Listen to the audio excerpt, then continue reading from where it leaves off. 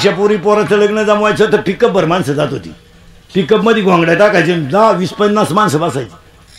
आता पोराचं लग्न जमवायला पोराची आईन पोराचा बाप जाते, पोराचा बाप स्कूटीवर. आणि ते बी जेवताना म्हणते आम्ही आलतो कोण म्हणणं का, आपलं सगळं जुळल्याशिवाय काही म्हणणं का, बोंग्या होईल बोंग्या. पुरीचा बाप म्हणला तुम्ही सुद्धा म्हणणं का, ती पळून गेली, ती कालच आणली सापडून, अजून तमाशा होईल. माणसं फक्त कडक कपडे घालून नेलं ते, नाही तर माणसंच राहिली नाही. काय मत आहे तुमचं? रक्ताचे नाते बी ते पार संपले. थोरल्याच्या पोराची सुपारी फुटली, धाकटं काय बैठ केलं नव्हतं. थोरल्याच्या पोराची सुपारी फुटली, धाकटं काय बैठ केलं नव्हतं. ते गावाला पाणी भरीत होतं. पाहुणे गंदबिन लावून त्याच्याच बांधाने गेले. हा पाणीच भरीत होता खोरं घेऊन. हा पाहुणे म्हणला राम राम, इकडं कुठं? पाहुणे म्हणले आपली पोरगी दिली तुमच्या भावाच्या पोराला. आता भावाभावांचं जमत नाही, हा इतिहास आहे. तुमच्या नाही माझं नाही हे कोणी कोणाला सांगायची गरज नाही. त्याला फक्त एवढं म्हणायचं होतं, चांगलं झालं घराकडे चला, पाणी बिणी घेऊ, जेवेल तर तुम्ही.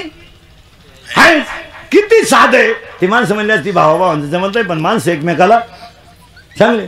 हा त्यांनाच मस्त म्हणला आमच्या भावाचं पोर तुमची पोर पहा बरं, जागेवर लगीन मोडलं तर एक गव्हाची वाफोळी भरेपर्यंत लगीन मोडलं आणि डीपीच जळाली, गहूच वाळून गेला. इतके वाईट दिवस आलेत महाराज, इतके वाईट दिवस. 15 वर्षापूर्वी 9 साडीतली म्हातारी आमची रस्त्याच्या कडेला काट्या तोडायची. 5 वाजल्याच्या पुढे बाईचं काम काय, काट्या तोडणे, सरपण काढणे. एखादा माणूस यायचा, तिने म्हणायची भाऊ काय रे, तो म्हातारा माहितीच काढायला याचा, पण तो माहिती कोणाकोणाचं काढायचा, त्या म्हातारी पशी बसायचा. आणि तो म्हणायचा आपली मुलगी द्यायची तुमच्या शेजारी चाललंय. आता त्यानं हिला सांगायचं कारण काय, या म्हातारीचं त्या घराबद्दल मत काय.